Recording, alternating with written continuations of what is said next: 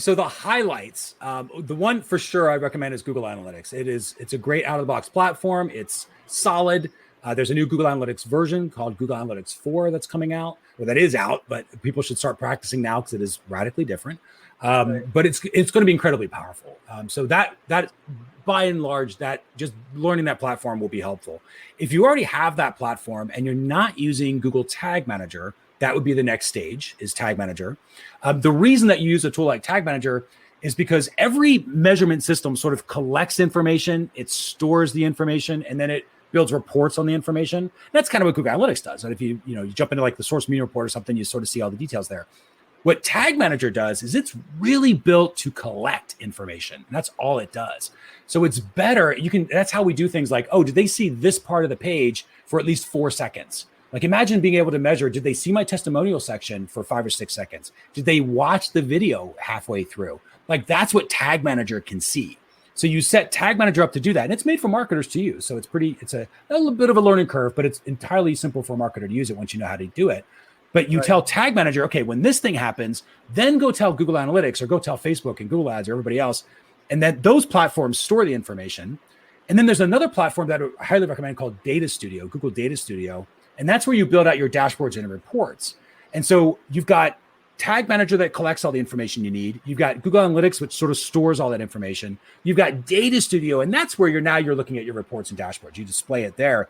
What's nice about that is it's better at creating reports. They're a lot more visual, and more importantly, they're more focused. So they're giving you the answers that you want, not a ton of data, which is what Google Analytics will do.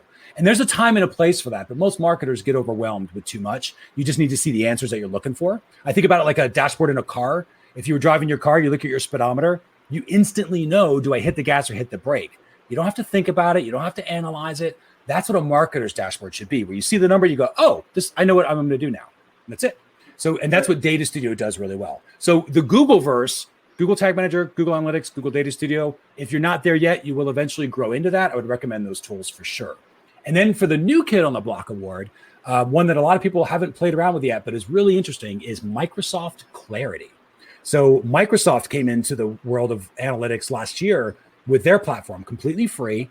It is similar to like Crazy Egg or Hotjar to some extent, which does like heat maps and scroll maps.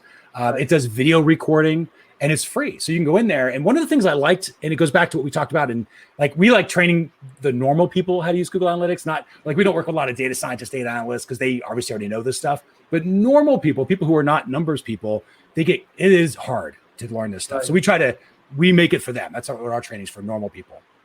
Clarity did a really good job of kind of doing that same thing. So they've like one of their metrics is called rage clicks, where it's somebody that's clicking on a link or a something, they're clicking on something in a short period of time, a bunch of times. That implies they think it's supposed to go somewhere, but it's not. And so what Microsoft Clarity will do is it'll say, oh, here's 2% of your clicks were rage clicks. Do you want to watch those videos? And you're like, yes, I do. Well, let me go see what those videos were. They were, oh man, that link was buttoned, or that link was broken, or, oh, that does kind of look like a button and that was not a button. Let's change the design of that image. And you can see, again, listening to your users, to adjust the experience to make sure that the site is working the way that it's supposed to.